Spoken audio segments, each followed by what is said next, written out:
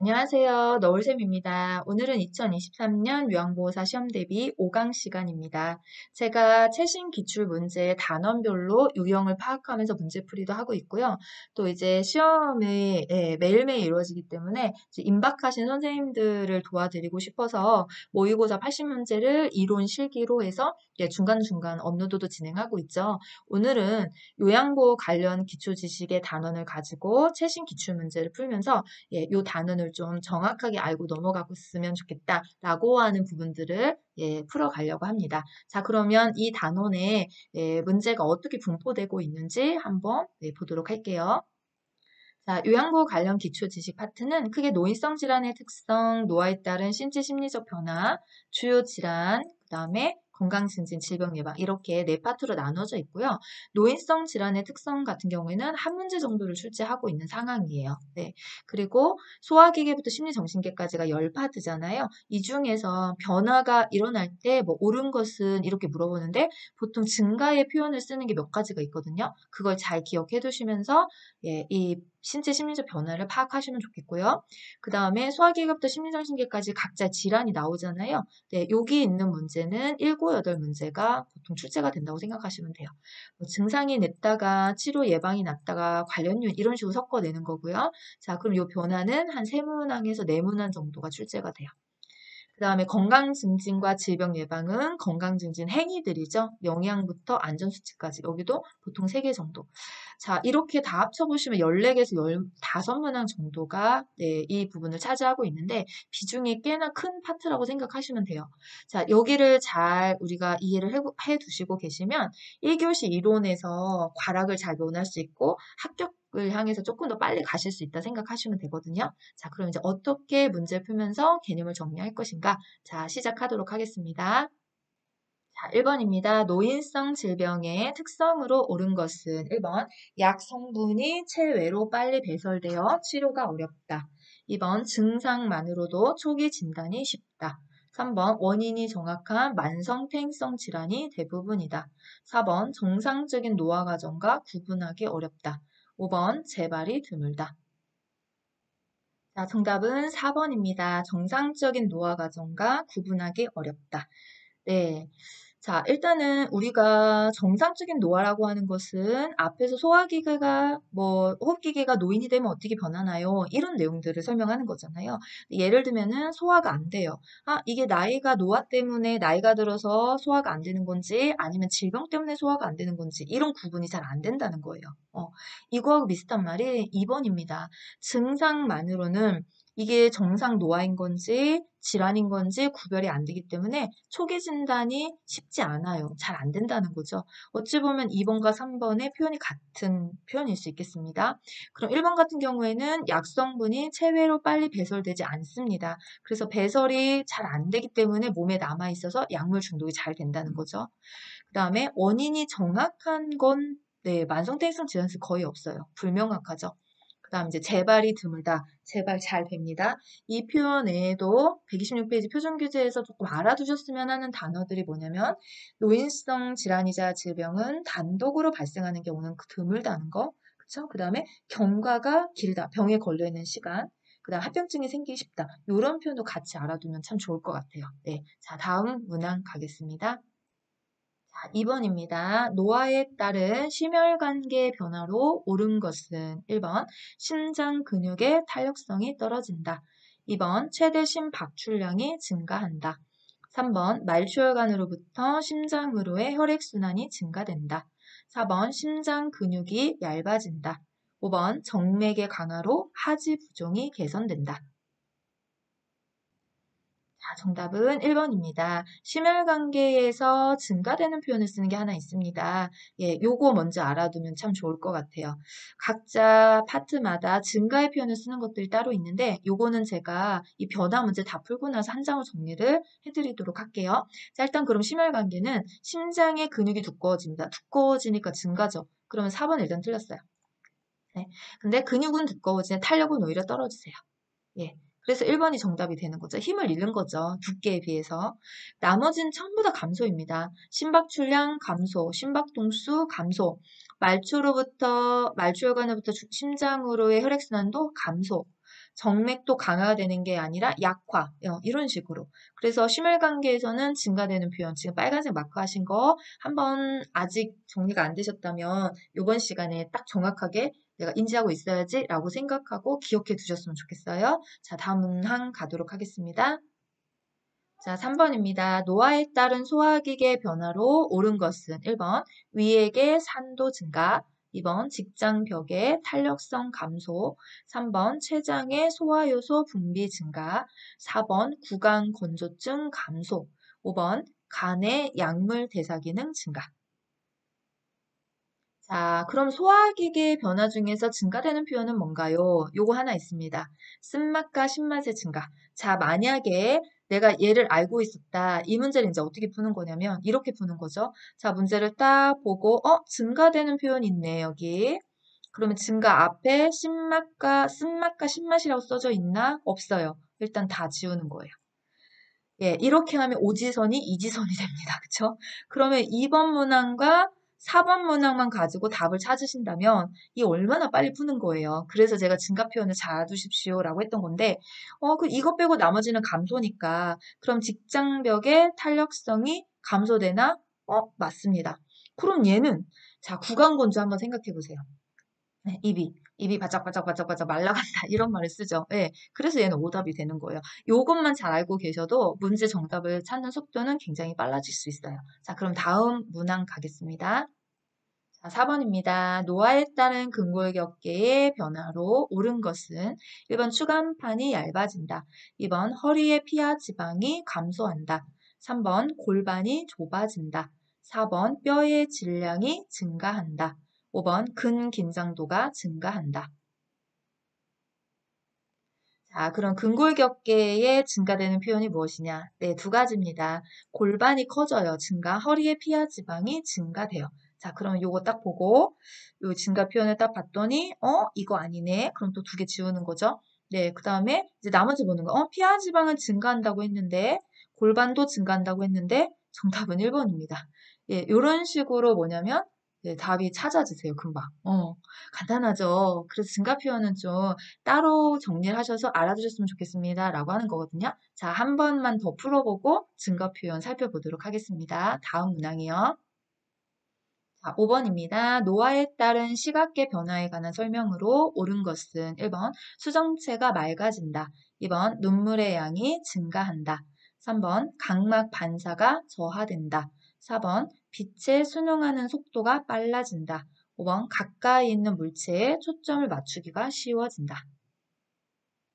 자, 시각계는 감각기계 중에서 일부 시각을 표현을 쓰는 거죠. 그럼 이 시각에서 증가된다는 표현은 눈부심의 증가가 있습니다. 그러면 네, 증가 표현을 볼까요? 요거 아니네요. 네, 수험체 맑아지지 않아요. 나이 들면은 그쵸? 혼탁해지죠. 네. 그 다음에 빛이 빨라진다가 증가잖아요. 그건 아닙니다. 쉬워지지 않아요. 네. 이렇게 지워가시면 어쨌든 3번 답이 보일 수도 있어요. 그래서 각막 반사가 저하된다라는 표현이 정답이 되는 거고요.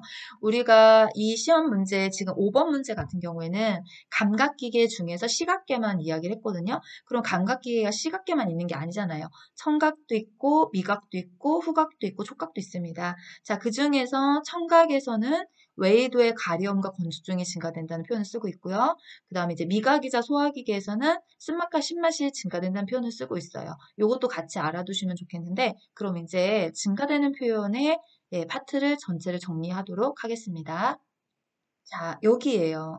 요 화면이 아마도 이 영상으로 저를 처음에 만나서 지금 청취하고 계시면 그러면 처음 보시게 될 거고 만약에 이제 제 영상을 몇 개를 보셨다면 반복으로 확인하셨을 거예요. 그리고 우리 쇼츠라고 하는 짧은 영상 있죠? 거기서도 제가 정리를 한번 해서 네, 이렇게 담아놨던 부분인데 우리가 소화기계부터 시작해서 심리정신계까지가 10파트인데 네, 제가 거기는 좀 빼가지고 왔어요. 네, 그 이유 중에 하나가 뭐냐면 거긴 거의 다 증가 표현이에요. 그래서 그거 빼고 소화기계부터 시작해서 내분비계까지 각 파트마다 증가의 표현을 쓰는 부분들이 있거든요. 그래서 그 부분들의 증가의 내용을 정리를 한 게 요 한 페이지예요. 그래서 선생님들이 여기는 제가 따로 읽지 않을게요. 왜냐면 제가 읽어서 귀로 들어서 이해하는 것도 참 중요한데, 선생님들이 직접 목소리를 내서 한번 본인이 읽고 나의 목소리로 뇌에다가 저장을 좀 하셨으면 좋겠어요. 예, 그래서 정지 버튼을 눌러두시고, 한번 읽어주시고, 또 이제, 예, 수업 끝나시고 나셔서, 이거 다시 한번 정리하고 싶다. 그러면 앞으로 돌아오시거나 쇼츠 영상으로 가셔서 증가되는 표현만 예, 캡처를 하신다든지 정리를 하셔서 예, 이렇게 몇 번 읽어보시면 금방 다 이해가 되실 겁니다. 증가만 잘 알고 있어도 네, 문제 푸는데 굉장히 수월해져요. 이미 저랑 앞에 푸셨던 세 문제를 통해서 확인하셨잖아요. 그러니까 요 암기 표현은 좀 네, 잘 알고 계셨으면 좋겠습니다. 자, 그럼 이제 다음 문제 가도록 할게요. 자, 6번입니다. 노화로 간 기능이 저하되어 나타날 수 있는 것은 1번 칼슘 흡수 증가, 2번 타액 분비 증가, 3번 지방 흡수 증가, 4번 위산 분비 감소, 5번 약물 대사 능력 감소. 정답은 5번입니다. 우리 간이 하는 기능이 사실은 굉장히 많아요. 근데 이제 우리 표준교재 128페이지에 간의 기능이 떨어져 이런 표현 써요. 간의 기능이 떨어져 약물의 대사 능력, 대사 능력만 저하되는 게 아니라 제거 능력도 저하가 됩니다. 그래서 몸속 안에 비축이 되어 있어서 약물 중독이 잘 일어나잖아요. 우리 선생님들 대사라는 말이 어떤 건지 잘 아시죠? 네. 그냥 쉽게 생각하면 소화가 되는 거다. 이거 표현하시면 되거든요. 약물도 먹으면 우리가 입으로 약을 먹고 물을 마시면 네, 약이 들어가서 필요한 부분으로 쭉 흡수가 되잖아요. 그런 부분들을 대사라고 이제 이야기를 하는데 이게 간에서 그 기능을 도와줘요. 근데 간의 기능이 떨어지면 대사도 잘 안 되고 또 불필요한 걸 몸 밖으로 내보내는 제거 능력도 떨어진다는 거죠. 그런 표현들을 답을 찾아주시면 되는 거였어요. 네. 자, 그러면 요거 말고 하나만 더 합시다. 근데 예, 어떤 거냐면 췌장이라는 이야기도 우리 나오잖아요. 간이 등장했으니까 췌장도 나올 수 있는 거거든요. 췌장에서는 어떤 기능을 하고 있는 거냐? 소화 효소가 생산이 감소돼요. 그래서 대표적으로 지방의 흡수력이 떨어져요. 또 하나가 뭐냐면 호르몬의 분비가 줄어들어서 당내성이 떨어져요. 예, 간을 문제 낼 수 있다면 췌장도 저는 충분히 낼 수 있다고 생각해요. 그래서 그 췌장의 기능까지 이거 무슨 소리지? 라고 하시면 128페이지로 가셔서 보기 문항에 6번, 7번을 한번 읽어주셨으면 좋겠습니다. 숙제. 네, 다음 문항 갑니다. 자, 이제 질환으로 넘어갑니다. 7번 설사를 하는 대상자를 돕는 방법으로 옳은 것은 1번 카페인 음료를 마시게 한다. 2번 설사 초기부터 지사제를 복용한다. 3번 우유의 섭취량을 늘린다. 4번 고지방 음식 섭취를 제한한다. 5번 복근 강화 운동을 하게 한다. 자, 정답은 4번입니다. 자, 설사를 하는 거니까, 그쵸? 네. 카페인 같은 경우에 장운동 증가시키는 음식 피하셔야 되고요. 자, 설사 초기 지사제는 함부로 복용하시면 안 돼요. 원인에 따라 어떤 건지에 따라 예, 의사의 처방을 받고 복용을 해주셔야 되고요. 우유 또한 장의 운동력을 증가시키는 음식입니다. 고지방 음식도 장의 운동력을 증가시키니까 얘는 어떻게 했어요? 늘리는 게 아니라 제한했기 때문에 맞는 거죠. 복근 강화 운동은 여기 등장하지 않죠. 네, 뭐 해서 나쁠 건 없지만 정확하게 표현하자면 이 문항에서는 4번이 정답입니다. 자, 다음 가겠습니다. 자, 안 갔어요. 하나 제가 가면서 요거 하나 하고 싶어서 복근 강화 운동일 때 예, 요실금의 예방 운동도 될 것 같고요. 하나 더하기 하고 싶네요. 그게 뭘까요? 변비. 네, 우리가 변비가 많이 발생하는 경우에 어떤 경우냐면, 네, 복부의 근육이 약해져 있으면 변비가 생기잖아요. 그러면 복근 강화 운동을 하시면 변비의 예방에도 도움이 될 것 같아요. 그런 내용들도 같이 참고 좀 알아주셨으면 좋을 것 같아서, 네, 또 그런 문제 출제할 수도 있으니까 여기 설사를 바꾸고 변비로 바꿔버리면 답이 바뀔 수도 있잖아요. 네, 자, 이번 진짜 갑니다. 다음 문항이요. 자, 8번입니다. 폐결핵에 관한 설명으로 옳은 것은 1번 바이러스성 감염 질환이다. 2번 스테로이드 약물 복용으로 예방할 수 있다.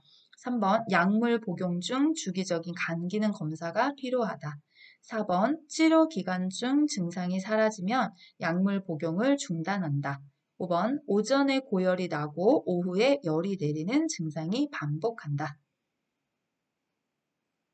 네, 정답은 3번입니다. 주기적인 간 기능 검사를 해주셔야지만 돼요. 혹시 요거 말고 다른 검사가 하나 더 있는데 기억하실까요? 네. 네, 객단 검사입니다. 우리가 폐결핵에 약을 복용하시면서 주기적으로 두 가지를 하죠. 아니, 폐 문제인데 왜 간 기능 검사를 합니까? 이렇게 물으실 수도 있어요. 근데 이제 그거는 폐결핵의 약이 워낙 독한 약이고 그 강한 약을 먹다 보면 해독시키는 간의 기능이 떨어질 수가 있기 때문에 그래서 약물 때문에 간의 기능을 확인하는 검사를 한번 하시는 거고 객단 검사 같은 경우에는 이제 가래죠. 가래 안에 결핵균이 얼마큼 검출이 되고 살아있는지 좀 확인하기 위해서 그런 검사를 진행하는 거예요. 이유만 한번 잘 알아두시면 그다음부터는 눈에 이게 딱 답이 보이시거든요. 그다음 폐결핵 같은 경우에는 바이러스 아니죠. 결핵균이기 때문에 세균성 질환이고 스테로이드 약물로 예방은 안 됩니다. 그다음에 증상이 사라지면 복용을 중단하시면 안 되죠. 왜냐면 기간 동안에 균들이 살아남아서 다시 증식하게 되면 실패로 돌아갈 수 있으니까 복용하는 기간 동안에는 증상 유무와 상관없이 약을 꼭 잘 드셔야 되고요. 그다음 폐결핵의 또 하나 대표적인 증상이 오후에 고열이 발생하는 거였잖아요. 예, 이렇게 정답을 찾아주시면 됩니다. 자, 다음 문항 가겠습니다. 9번입니다. 고혈압 대상자를 돕는 방법으로 옳은 것은 1번 저지방 우유를 먹게 한다. 2번 격렬한 유산소 운동을 하게 한다. 3번 알코올 섭취로 열량을 보충하게 한다. 4번 매일 한 개 비의 흡연으로 스트레스를 줄이게 한다. 5번 혈압이 조절되면 약물 중독을 중단하게 한다. 자, 정답은 1번입니다. 저지방식이 하세요. 저염식이 하세요. 이렇게 교재 나와 있죠? 그래서 지금 1번이 정답이 되는 거고요. 2번부터는 심장에 무리가 없는 운동, 격렬한이 잘못된 거죠. 술은, 알코올은 체중을 늘려요. 영양가 없이. 그래서 혈압을 상승시키는 거고요. 좀 금연하셔야 됩니다. 네, 이건 여기까지만 할게요.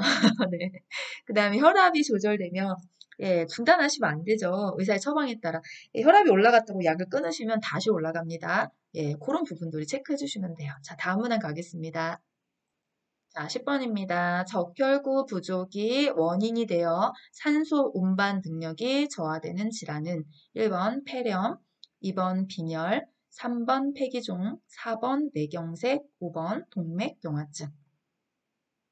네, 빈혈입니다. 그쵸? 적혈구가 나왔어요. 혈액을 구성하는 하나의 혈구 중에 하나가 적혈구고, 여기가 헤모글로빈의 영향을 많이 받잖아요. 그래서 이게 부족하게 되면 산소 운반 능력이 떨어지는 질환을 빈혈이라고 합니다. 자, 그럼 우리 표준교재에서 빈혈을 이야기할 때, 예, 주로 노인한테 생기는데 그 원인이 뭐냐? 이런 문제 될 수도 있거든요. 그러면 빈혈의 종류가 여러 가지가 있으니까, 그 중에서도 노인한테 많이 생기는 건 철분이 부족해서 생기는 빈혈이 대부분입니다. 그리고 또 이 빈혈에서 문제를 출제할 때 종종 등장하고 있는 애가 있죠? 그게 뭐예요? 철씨. 그죠?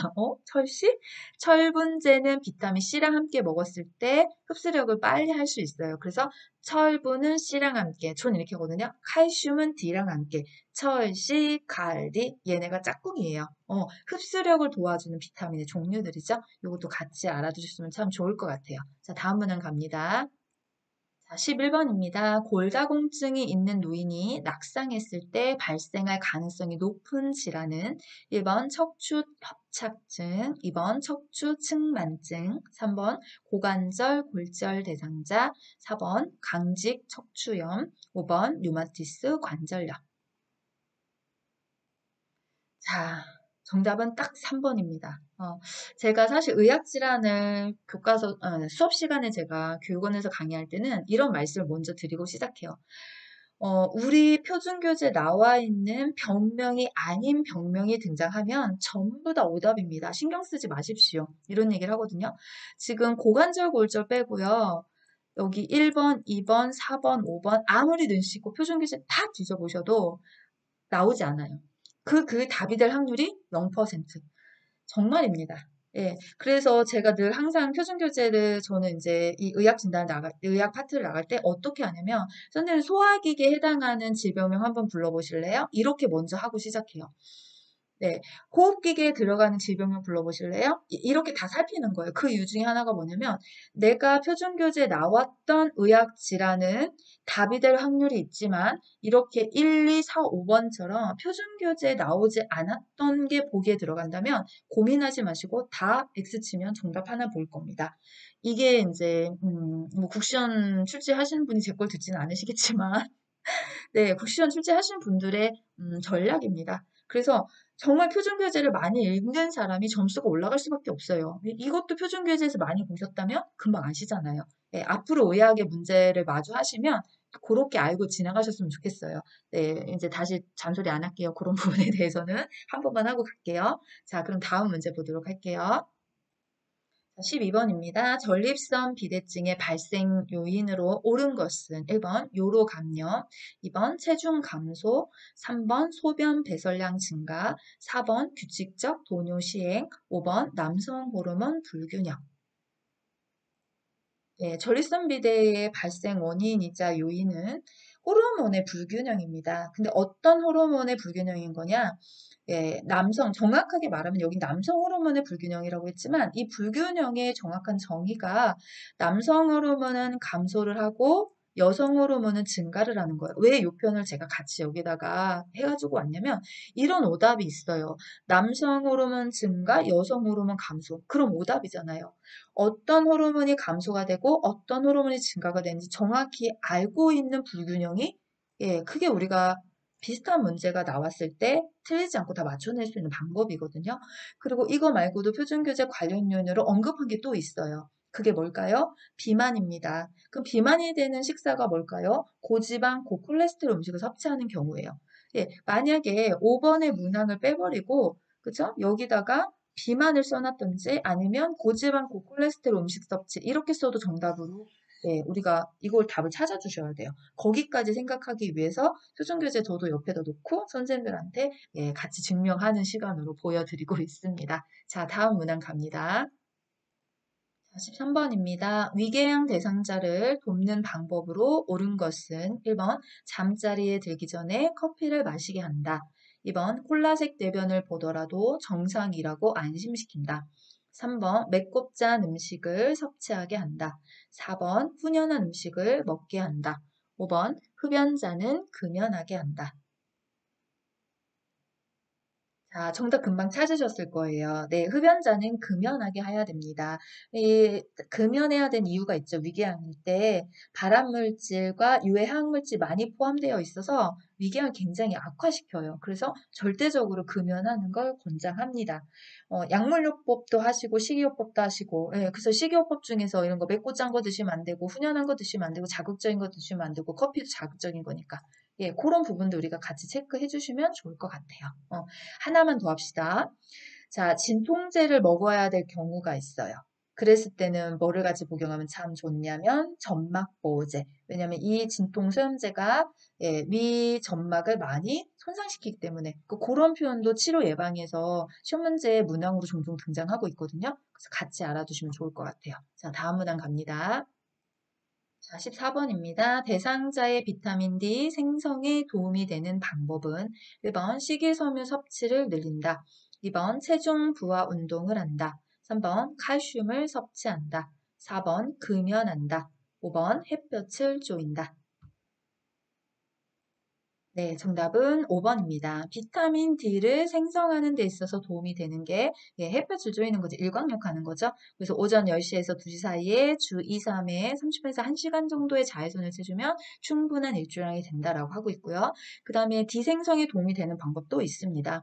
햇볕 쬐는 거 말고 음식으로 D를 섭취하는 거예요. 그래서 대구 간류, 고등어, 연어, 정어리 이런 것들을 섭취하든지 또 그게 안 되면 단시간에 끌어올리기 위해서는 약물요법을 사용하기도 해요. 약물 복용을요. 요 표현까지 같이 알아두시면 좋겠어요. 왜냐면 자 아까 앞에서 문제 봤듯이 햇볕을 쪼인다를 빼고요. 요 음식을 여기다 넣을 수도 있고 또는 비타민 D의 약물 복용을 여기에 문항에 넣어줄 수도 있어요. 그럼 그것도 정답이 될 수 있는 거잖아요. 그래서 비타민 D의 햇빛 이거 하나만 기억하지 마시고 다른 방법들도 정답이 될 수 있는 문항이 무엇일까? 이렇게 생각해 보시면 참 좋을 것 같습니다. 자, 다음 문항 갑니다. 15번입니다. 복합성 요실금 대상자를 돕는 방법으로 옳은 것은 1번 수분 섭취를 줄인다. 2번 골반 근육 강화 운동을 하게 한다. 3번 낮에는 기저귀를 채워준다. 4번 줄넘기를 권장한다. 네, 번호가 5번인데. 일단 5번 식이섬유가 적은 음식을 제공한다. 자, 몇 번일까요? 네, 정답은 2번입니다. 지금 복합성 요실금에 대해서 묻고 있죠? 그래서 골반 근육 강화 운동을 합니다. 굉장히 제일 좋은, 돕는 방법이에요. 수분 섭취는 줄이시면 안 돼요. 수분 섭취를 줄이시면 변비가 생기죠? 그럼 변비 때문에 직장의 주머니가 커지면서 소변이 담겨 있는 앞주머니에 방광을 찍어 누르기 때문에 변비로 더 심해질 수가 있어요. 그쵸? 그 다음에 3번 같은 경우에는 낮에는 기저귀에 지워주시면 안 됩니다. 줄넘기 권장하면 큰일 납니다. 네, 막 넘칠 거예요. 네. 그러니까 줄넘기 복압을 상승시키는 운동들이 있어요. 뭐 줄넘기라든지 뭐 이런 거 달리기 이런 거 하시면 큰일 나요. 그 다음에 식이섬유소가 적은 거 먹으면 아까처럼 변비가 발생할 수 있기 때문에 더 심해진다는 거 그렇죠? 네, 다음 문항 갑니다. 자, 16번입니다. 혈압 관리에 대한 설명으로 옳은 것은 1번 염분은 하루에 10g 이상 섭취한다. 2번 혈압은 혈압 측정 자세에 따라 다르다. 3번 포화 지방산이 많은 음식을 섭취한다. 4번 고혈압이 조절되면 약을 중단하고 운동을 늘린다. 5번 알코올은 영양가 있는 음식이므로 권장한다. 네, 정답은 2번입니다. 자, 연분 숫자가 나오면 조금 당황하실 수 있거든요. 네, 저는 이거 설명하는 너울쌤도 마찬가지입니다. 강의하는 저도요, 숫자만큼 정확한 게 없어요. 그래서 이것도 몇 번 해서 알겠다라고 하지 마시고 오늘 정확하게 알아두고 갑시다. 자, 표준교재 149페이지에 가면 고혈압 관리법이라고 하는 표가 하나 있습니다. 거기에 있어요. 본문 까만 글씨에 있는 게 아니라 거기에 보면 염분을 하루에 6g 이하로 섭취하십시오라고 분명히 숫자가 나와 있단 말이에요. 오늘 한번 꼭 알아두고 갑시다. 자, 고혈압에서 혈압에서 염분은 얼마를 드신다고요? 예, 대답하셨죠? 네, 6g입니다. 잊어버리지 마세요. 네. 그 다음에 포화지방산이 많은 거 먹으면 안 되잖아요. 저지방 저염하라고 했으니까. 그쵸? 중단하시면 안 됩니다. 예, 중단하시면 혈압 다시 올라갑니다. 아까 나왔죠? 알코올은요, 영양가가 없습니다. 살쪄요. 네, 그러니까 칼로리만 높은 음식이 제한해요. 자, 그럼 이제 2번 한번 또 자세히 볼게요. 이런 표현이 있었나요? 그럼요, 있습니다. 표준교재 147페이지 없는 게 없습니다. 책에 다 있어요. 자, 이 여기 147페이지 맨 위에 상단에 이렇게 써 있잖아요. 혈압은 음식 섭취, 음주, 통증, 혈압 측정 시간, 그 다음에 지금 보셨던 자세, 몸의 자세, 정신적인 긴장, 감정, 신체 활동, 계절에 따라 변화합니다. 이를 분명히 나와 있단 말이에요. 네, 맞습니다. 그래서 2번이 맞는 표현입니다. 네, 자, 다음 문항 갑니다. 자, 17번입니다. 대상자에게 욕창을 발생시킬 가능성이 높은 요양보호사의 행동은 1번 체위를 자주 변경해준다. 2번 침상 시트에 주름을 펴준다. 3번 무릎 사이에 베개를 끼워준다. 4번 천골 부위에 도넛 베개를 대어준다. 5번 목욕 후에 피부를 완전히 말려준다. 네, 우리 4번 선생님 큰일 났습니다. 네, 4번 유황보호 선생님 큰일 났습니다. 청골부에 돈옥배기를 대어주시면 욕창이 금방 생깁니다. 이유는 뭘까요? 압박받는 부위에 순환을 제어할 수 있기 때문에. 그러면 어디에 앉습니까? 우리 배우셨잖아요. 욕창 예방 방석에 앉으시면 됩니다. 그쵸? 이렇게 4번 선생님처럼 하시면 큰일 납니다. 자, 다음 문항 갑니다. 자, 18번입니다. 대상포진에 대한 설명으로 옳은 것은 1번 과거에 수두를 앓았던 사람에서 주로 나타난다. 2번 세균성 질환이다. 3번 가려움이 있는 부위에 온찜질을 한다. 4번 병소는 퍼지지 않으니 긁어도 된다. 5번 치료 후 신경통이 사라질 때까지 격리한다. 네, 정답은 1번입니다. 대상포진은 과거에 수두를 앓았던 사람이에요. 그리고 세균성 질환이 아니라 바이러스 질환이죠. 그래서 저는 항상 이렇게 수업합니다. 수두만 알아두지 마시고요. 수두 바이러스로 같이 알아두시면 참 좋습니다. 이런 문제 때문에요. 만약에 내가 수두 바이러스까지 알았다면 이런 문제를 보는 순간에 수두는 세균이 아니라 바이러스인데 이렇게 하면 오답 금방 가려지세요. 그래서 앞으로 수두만 외우지 마시고 어떻게 한다고요? 수두 바이러스까지 같이 기억한다. 네, 좋습니다.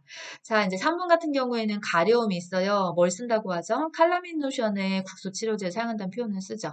병소 퍼집니다. 긁으시면 안 됩니다. 네.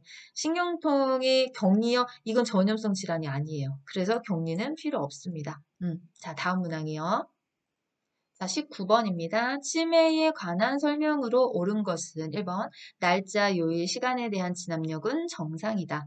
2번, 뇌의 정상적인 노화 현상이다. 3번, 장기 기억보다 단기 기억을 유지한다.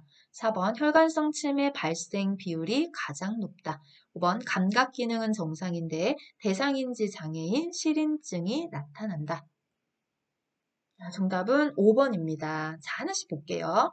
진압력이 정상이 아니죠. 날짜의 시간에 대한 인지력이 조금 떨어지세요. 그쵸? 그 다음에 정상적인 노화가 아니라 치매는 뇌의 질환입니다. 장기 기원 유지가 되는 거에 비해서 단기 기억 감소하니까 틀렸고요. 치매의 발생 비율이 가장 높은 건 알츠하이머입니다. 이제 이게 실인증이 뭐지? 이게 조금 헷갈리시면 네, 문제 푸는 방법은 두 가지예요. 5개에서 정답이 눈에 보여서 바로 체크하는 경우도 있지만 정답이 눈에 잘 안 보일 때는 이렇게 아닌 것부터 지워 내려가시면 돼요. 그럼 의심하지 마세요. 1번부터 4번까지 내가 아닌 게 확실하잖아요. 그럼 5번 체크하고 넘어가시면 거의 정답이에요. 자, 그럼 이제 이거가 아니고 문제 딱 보면서 네, 금방 알아요. 이렇게 하시려면 실인증인 단어를 기억하셔야 돼요. 근데 실인증인 단어를 제가 국어 사전에서 찾아봤거든요. 예, 저 사전 찾기 되게 좋아해요. 이렇게 나와요. 뇌가 손상을 입어서 대상물을 인식하지 못하는 인식. 네, 인식. 그러니까 감각 기능이 정상이세요. 시력 1.0이에요. 얼마나 잘 보이겠어요, 사물이요. 근데 시력의 1.0으로 사물을 쳐다봐도 그게 뭔지 인식을 못하니까 보아도 잘 모르고 청각에 아무 문제가 없어요. 잘 들리세요. 근데 들어도 소리는 기억을 하는데 그 소리의 정체를 인식할 수 없는 거예요. 그걸 실인증이다라고 하거든요. 그러면 우리 표준교재의 190페이지에 있는 내용이에요. 미국 정신의학협회 기준에 대해서 설명을 하면서 실인증이라는 단어가 등장하거든요. 사실 예전에는 이 치매에 관한 내용들을 이런 식으로 문제에 잘 출제하지 않았어요. 네. 근데 어떤 것들이 있냐면 최근에는 요 침에서도 가끔 이렇게 한 문제씩을 좀 출제를 하는 추세예요. 그래서 잘 알아두시면 좋은 것 같고 실인증만 있는 게 아니거든요. 뭐도 있을까요? 실행증이라는 말도 있습니다. 그럼 실행증이 뭐냐? 운동 기능은 정상인데 운동 활동 수행 능력이 손상되는 게 실행증이에요. 어려운 용어는 2개밖에 없어요. 실어증은 아시잖아요. 뇌졸중에서 많이 공부하셨으니까. 그래서 실인증의 단어가 뭐였지? 실행증의 단어가 뭐였지? 이 단어까지도 좀 같이 기억하신다면 그런 문제가 나왔을 때 또 자신 있게 풀어내실 수 있다라고 생각합니다. 자, 다음 문항 가겠습니다. 자, 20번입니다. 손해가 손상되어 뇌졸중이 발생했을 때 나타나는 특징적인 증상은 1번 말의 내용을 이해하지 못한다. 2번 의식이 저하된다. 3번 몸의 균형을 유지하지 못한다. 4번 물체가 2개로 보이는 복시가 나타난다. 5번 음식을 삼키기 힘든 연화곤란이 나타난다. 자, 뇌졸중의 증상에 대해서 물어봤어요. 근데 중요한 건 손해인 거죠. 네. 그러면 손해가 손상됐을 때 나타나는 증상이 네, 표준교재 그대로 나옵니다. 메스껍고 토하는 증상을 포함한 몸의 균형을 유지하지 못하는 불균형이 나타난다 그래요. 맞죠? 예. 그럼 손해가 뇌졸중이면 왜 이런 일이 발생하는 거냐? 손해가 하는 일을 알면 돼요.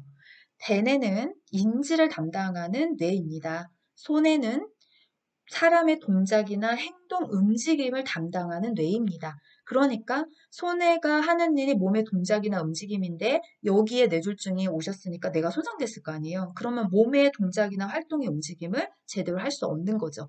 그게 지금 3번에 균형을 유지하지 못한다는 표현이고요. 또 손해일 때 대표적인 증상이 하나가 더 있어요. 제가 갖고 왔죠. 이렇게 운동실조증. 술 취한 사람처럼 비틀거리고 자꾸 한쪽으로 쓰러지려고 하고 물건을 잡을 때 정확하게 잡지 못하고 빗나간다. 이런 표현도 전부 다 손해가 손상됐을 때 나타나는 대표적인 증상들입니다. 네, 뭐 말의 내용을 이해하지 못한다. 말을 못하거나 이해하지 못한다 라고 표현을 하면 실어증을 대표하는 거예요. 실어증은 자측뇌가 손상됐을 때만 옵니다. 봅니다. 우측뇌가 손상됐을 때는 실어증의 증상이 나타나지 않아요. 이것도 사실 잘 구별하셔야 되는 거죠.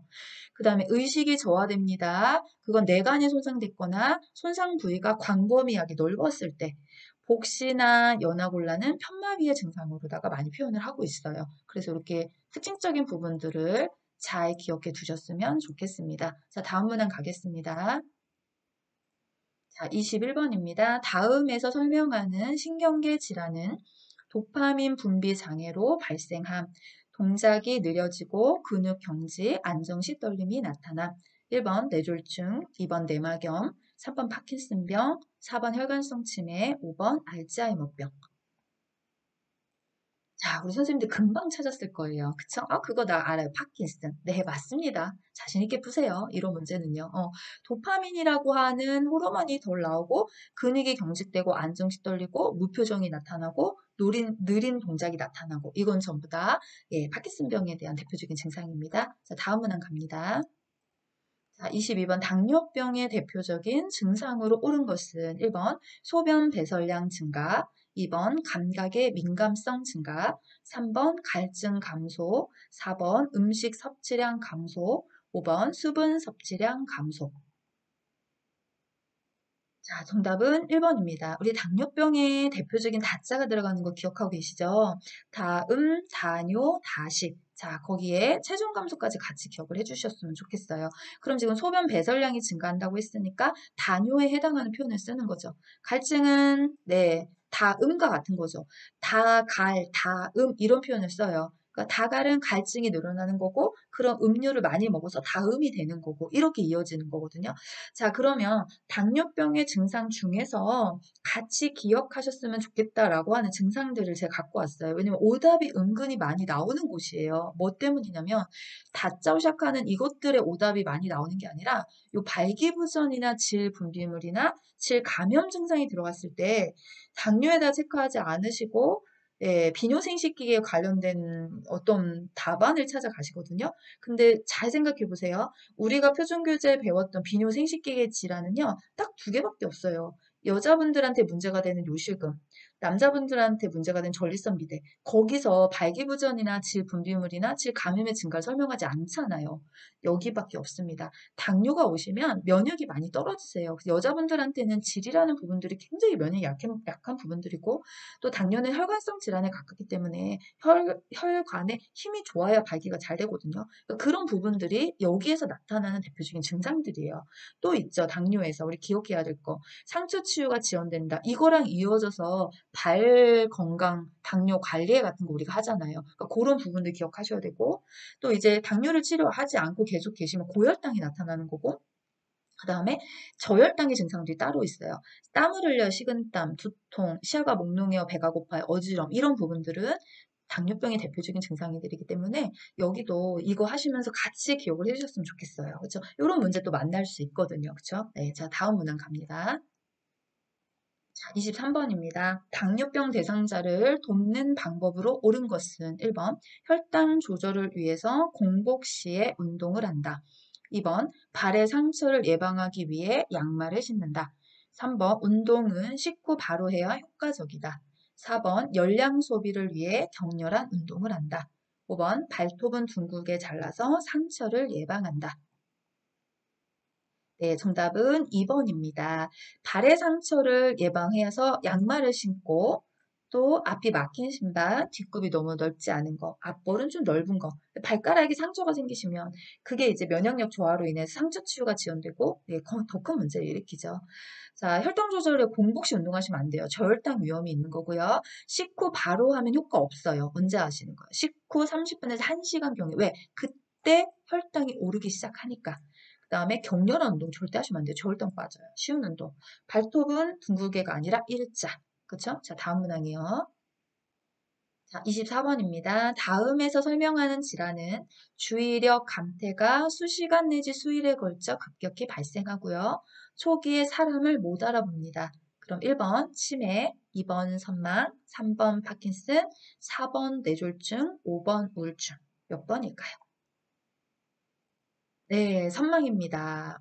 우리 선망은요, 여기가 포인트예요. 수시간 내지 수일. 수시간 내지 수일에 걸쳐서 급격히 발생하는 급성질환은 사실 선망밖에 없어요. 그리고 선망의 대표적인 증상을 요 표현하죠. 주의력이 감퇴됩니다. 집중력이죠. 네, 그 다음에 두 번째가 초기에 사람을 못 알아봅니다. 의식이 저하됩니다. 또 요런 말 써요. 호전과 악화를 반복합니다. 어떻게 해요? 수시간 내지 수일에 걸쳐서 좋아졌다 나빠졌다 좋아졌다 나빠졌다 이런 표현 있죠. 그런 표현들 쓰는 거는 선망밖에 없어요. 잘 기억해 두시면 돼요. 그런 표현들을요. 어쨌든 포인트는 딱 요겁니다. 수시간 내지 수일 보시는 순간 보자마자 선망이 답이에요. 이렇게 찾으시면 정확해요. 의심하지 마세요. 선생님들 지금 풀고 계시는 그 능력이 정확하게 정답을 향해 달려가는 겁니다. 자, 다음 문항 갑니다. 25번입니다. 선망 대상자의 비약물 요법 방법으로 옳은 것은 1번 낮에 커튼을 쳐서 어둡게 한다. 2번 새로운 사람들을 만나게 한다. 3번 하루 일과를 반복적으로 알려준다. 4번 가족 방문을 제한한다. 5번 밤에 창문을 열어둔다. 네, 정답은 3번입니다. 하루의 일과를 반복적으로 규칙적으로 시간도 알려주고 장소도 알려주고 이런 부분들이 우리가 지압력이라고 해야 될까요? 그 부분을 유지시켜 주는 거예요. 그래서 낮에는 커튼을 열어서 밖에 시간을 알게 해주시고 새로운 사람들 만나면 안 돼요. 혼돈 심해지죠. 그래서 누구를 들어오게 하냐면 이렇게 가족 구성원을 자주 방문하도록 하고 새로운 사람들은 혼돈이 심해지니까 만나지 않게 해주시고 그 다음에 야간의 혼돈 방지를 위해서 밤에는 창문을 닫고 커튼을 쳐주셔야지만 돼요. 이게 선망 대상자의 비약물요법의 대표적인 내용들이었습니다. 자, 다음 문항 갑니다. 자, 26번입니다. 우울증 발생 가능성이 높은 대상자의 상황은 1번 가족과 함께 살고 있다. 2번 경로당 프로그램에 참여한다. 3번 낮에 햇볕을 쬐며 운동을 한다. 4번 최근 갑상선 기능 저하증을 진단받았다. 5번 식욕과 체중이 변화 없이 유지되고 있다. 정답은 4번입니다. 어디까지나 가능성이 높은 대상자예요. 우울증이 생겼다가 아니라 가능성이 높은 대상자. 왜냐면 갑상선 기능 저하증을 가졌다고 다 우울증이 오는 건 아닙니다. 그러나 가능성이 높기 때문에 조금 더 관리를 잘하고 계시면 돼요. 나이 들면요, 갑상선 기능 저하증의 진단을 받을 확률이 좀 높아지세요. 이유는 갑상선 호르몬 양이 줄어들기 때문이거든요. 그래서 이 호르몬 말고도 책에 언급하는 호르몬 이름들이 또 있어요. 요 182페이지에 가면 부신피질 호르몬, 지금 나왔던 갑상선 호르몬, 내아실 분비 호르몬 이런 호르몬들의 저하로 인해서 어쨌든 발생 가능성이 높은 대상자로 가는 건 맞지만 걱정하실 필요는 없어요. 왜니 이제 또 우리가 이게 이 강의를 듣는 선생님들 중에서 혹시라도 갑상선 기능 저하증 갖고 계신 분 있을까 봐 내 얘기하나 이렇게 생각하지 않으셨으면 좋겠어요. 어디까지나 뭐예요? 가능성입니다. 그렇게 호르몬의 명칭에서 갑상선 기능 저하, 부신피질 호르몬, 내아시 호르몬 이 정도 조금 알아두시면 좋을 것 같아요. 자, 다음 문항 갑니다.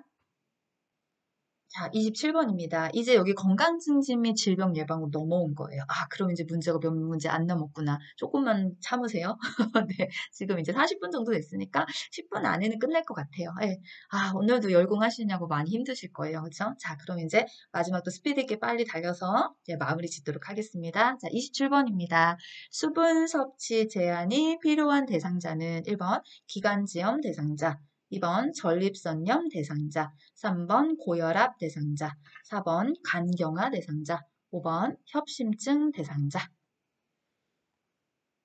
네, 정답은 간경화 대상자입니다. 자, 표로 만들어 왔습니다. 자, 수분 섭취를 제한해야 되는 질병에 해당하는 것은 간경화, 신보전, 부신기능 저하, 심한 갑상선 기능 저하증에 해당이 됩니다. 충분히 마셔야 되는 질병에는 염증성 비뇨기 질환인 요로감염, 방광염, 전립선염, 폐렴, 기관지염, 고혈압, 협심증, 당뇨병. 뭐 이렇게 많아요? 그쵸, 엄청 많죠. 걱정하지 마세요. 이쪽을 외워두시던 이쪽을 외워두시던 하나만 외워두시면 돼요. 왜? 지금 문제 잘 봐보실래요? 제한이 필요한 대상자를 물었으니까 간경화 대상자 빼고요. 기관지염, 전립선염, 그쵸? 그 다음에 고혈압, 협심증 다 어디예요? 다 여기 들어가잖아요. 문제 이렇게 많이 출제하세요.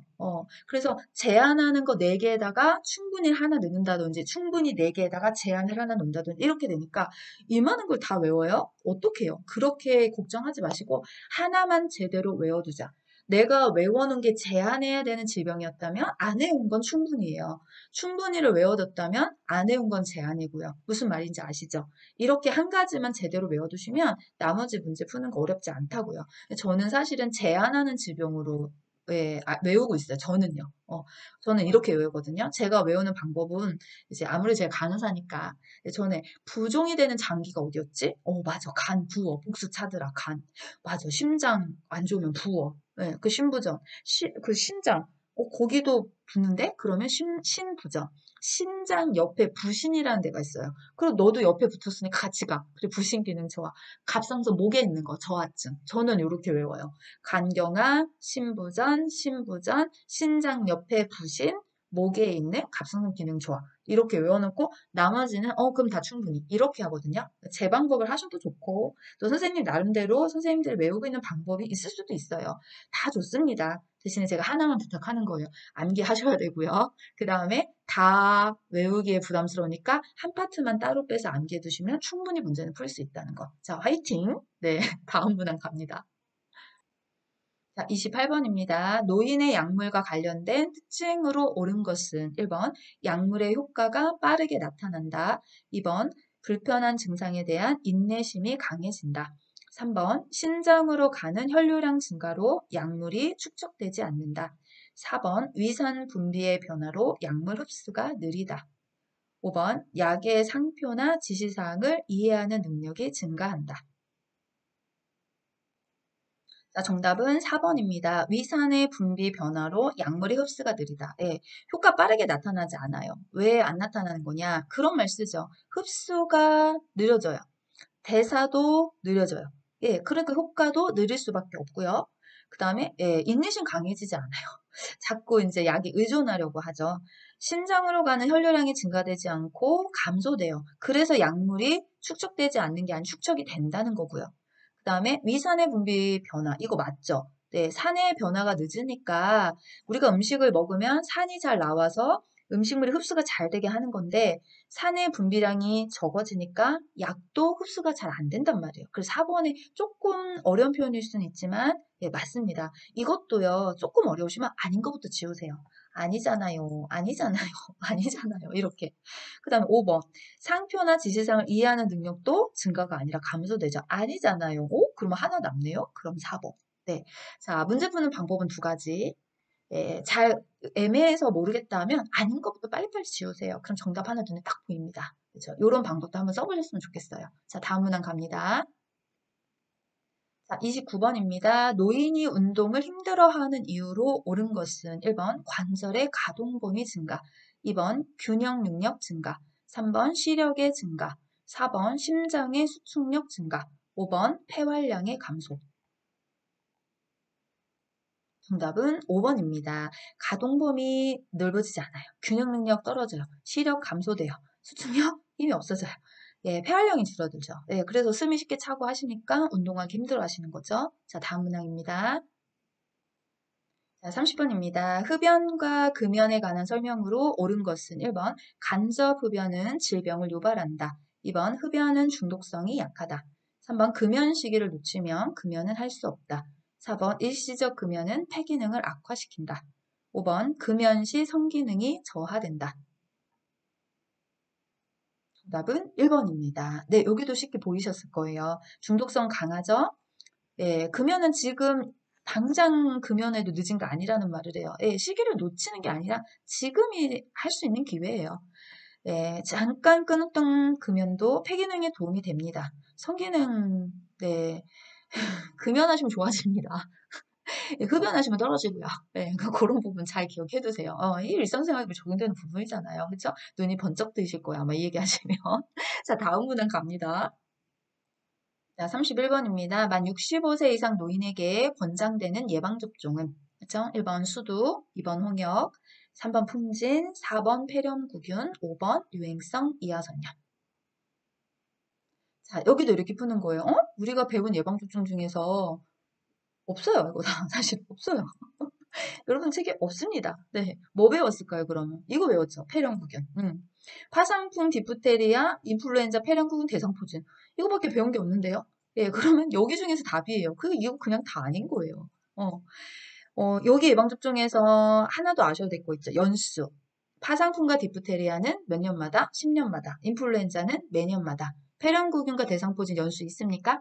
없습니다. 자, 요거 잘 기억하세요. 다음 문제에서 얼마나 빨리 답을 찾아낼 수 있는지 이거 기억하는 거에 따라서 금방 답이 보입니다. 자, 그러면 확인하러 갈까요? 마지막 문제입니다. 자, 32번. 다음의 예방접종에 따른 접종 주기가 올바른 것은 1번 대상포진은 매년 접종한다. 2번 인플루엔자는 10년마다 접종한다. 3번 파상풍은 5년마다 접종한다.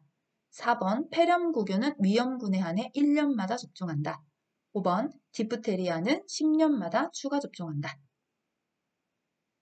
짜잔. 네, 31번 문제를 제대로 잘 기억하고 오니까 32번 같은 문제가 답이 탁 보이시죠? 예, 맞습니다. 자, 디프테리아 10년. 아까 나왔었잖아요. 파상풍과 디프테리아는 10년입니다. 그래서 틀렸고. 예, 5번 정답 맞는 거. 대상포진은 연수가 제가 그랬잖아요. 없습니다. 그래서 1회 접종으로 끝나는 거예요. 인플루엔자는 매년 1회 접종이잖아요. 그쵸? 네, 매년이 들어가야 되는 거지. 그 다음에 폐렴구균은 위험군에 한해서 1, 2회 접종을 권장해요. 여기도 연수는 없습니다.